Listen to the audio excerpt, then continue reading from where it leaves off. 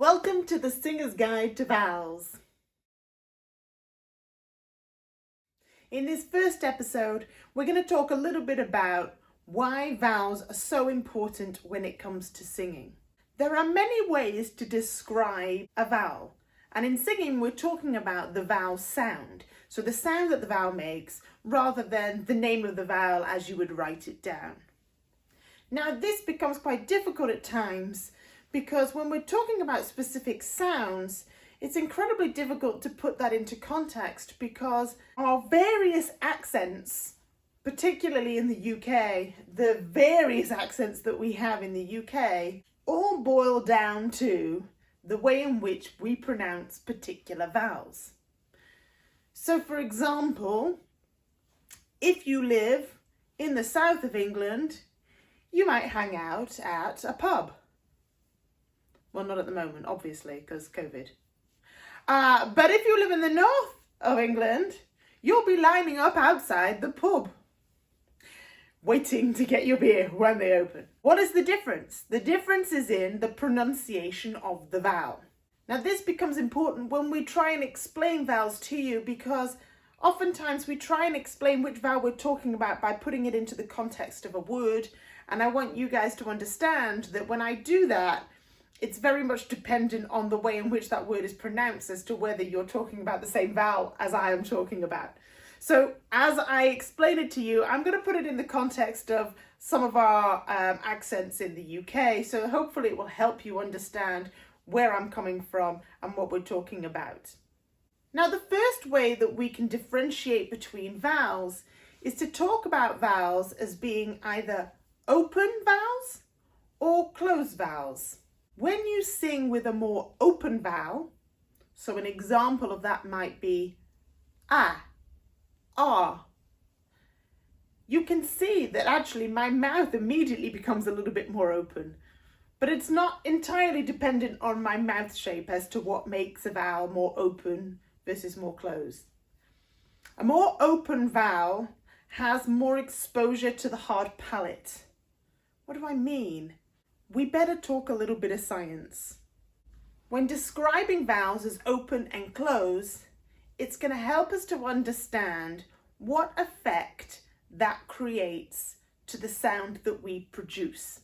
So, watch out. Here comes the science bit. I'm going to explain to you in as simple a way as I can manage the process of sound production in the voice. I want to boil it down to its simplest form so that it's accessible for anybody to understand and just gives you enough of the basic knowledge to go with me on this journey in talking about vowels. So our sound is created with our vocal folds, which live here in our throat. So if I go sideways, you see. Now with man, this part here tends to stick out further because men's vocal folds are slightly longer, so they need more space. So that's why they have that Adam's apple.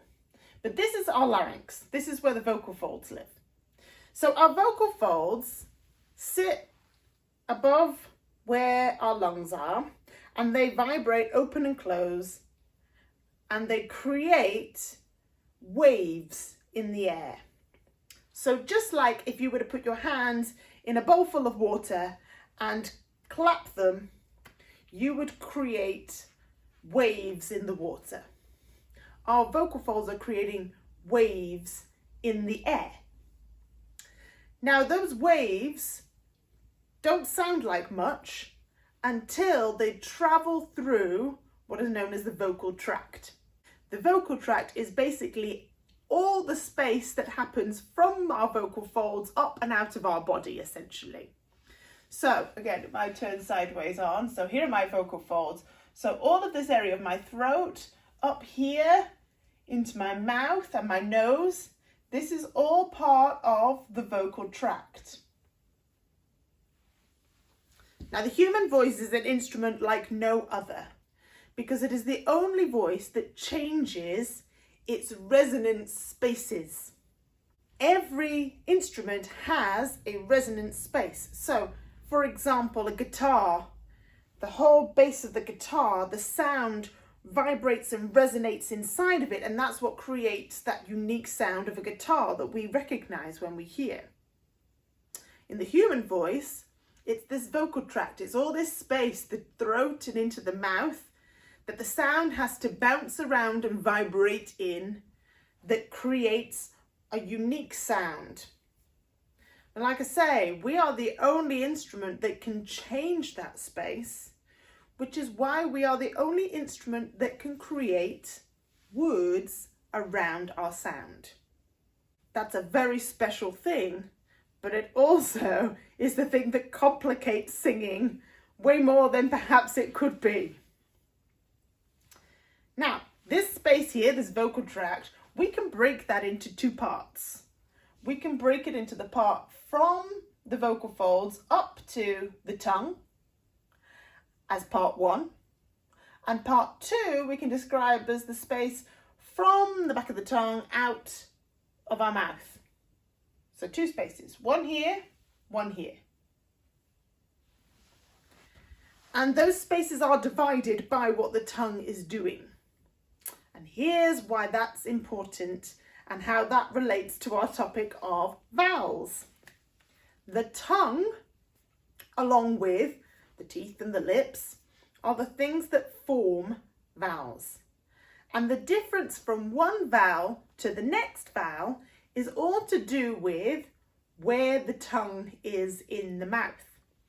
Because as we move our tongue around in our mouth, we change the shape of those two resonating spaces on the way out for the sound. Let me give you a quick example. If I say, ooh, you can see my lips push forward. You'll see that better from side on. Ooh. Can you see how much longer that makes this second space? Ooh. If you compare that to ah, ah, ooh, ooh, ah, ooh. I hope you're trying this at home. But you can see immediately how much shorter this space is when I say ah, and how much longer the space is when I say ooh. So immediately the shape of our lips has changed the space that the sound has to vibrate in.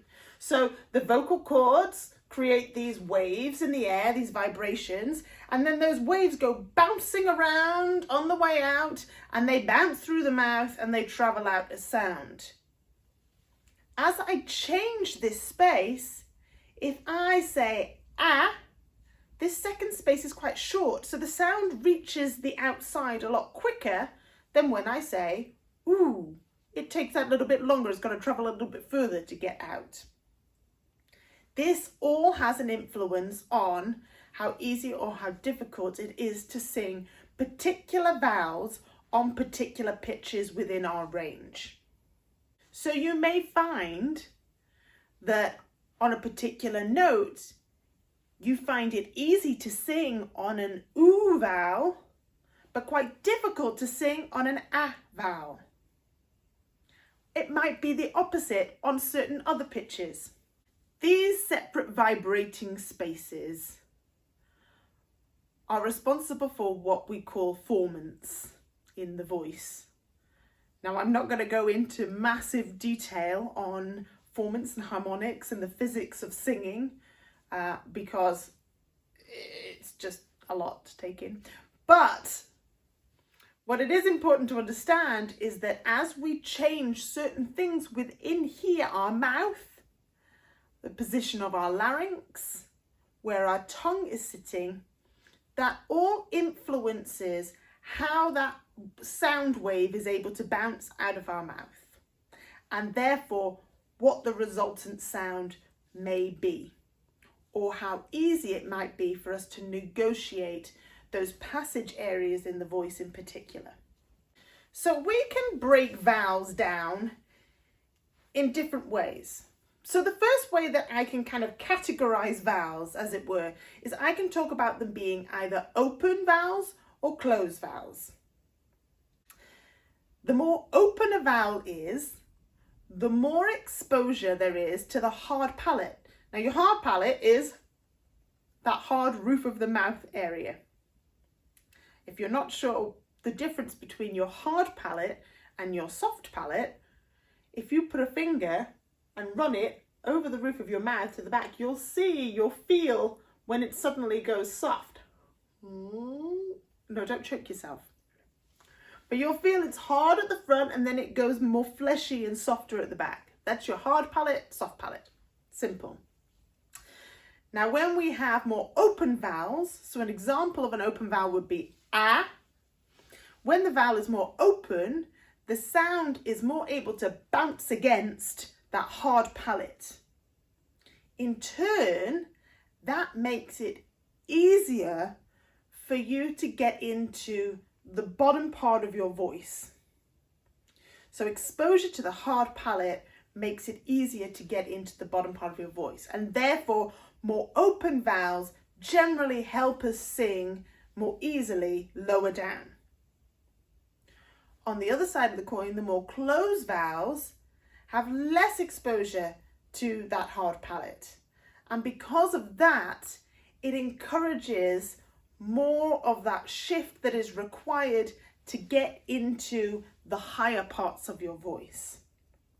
So because there is less exposure to that hard palate, there is more help, shall we say, to get into the higher notes. So in other words, as we go higher, we kind of need more of those closed vowels to help us get in there. And as we go lower, we need more of those more open vowels to help us get into the bottom of our voice. The other way that we can categorize vowels is we can talk about them being front vowels or back vowels. And when we describe vowels as being either front vowels or back vowels, what we're referring to is where the tongue sits to make that vowel. Try this with me. Say, ooh. Now say, ee.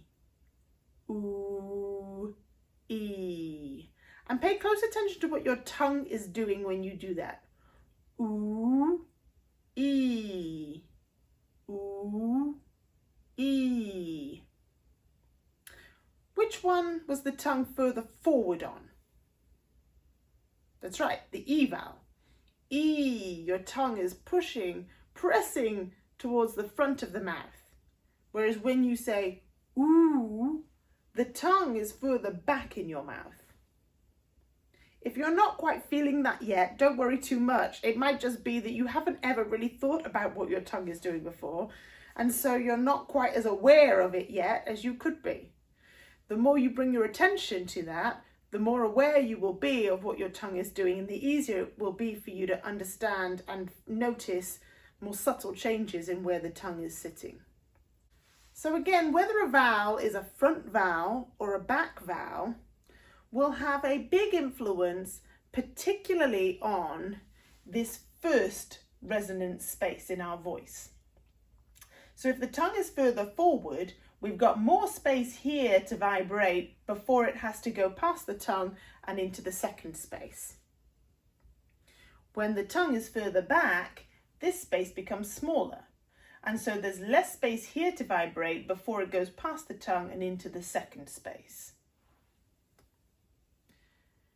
Now, because of the way that the acoustics work and how the sound waves build up in particular places on the way out, that again has an influence over the quality of the sound.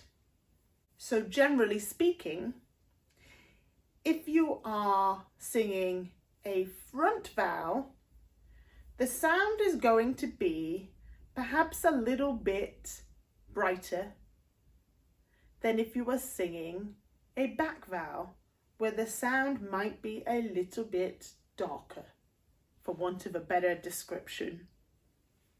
So I've given you a ton of information there to take in, but I needed to explain the realms within which we talk about vowels before we go into giving you some very specific examples of those vowels and how you can start to move your vowels around to make life easier for you when you sing. So if you want to know how to work through those front vowels and how to move them according to whether you need to get into a high part of your voice, make sure you watch the next episode in this series.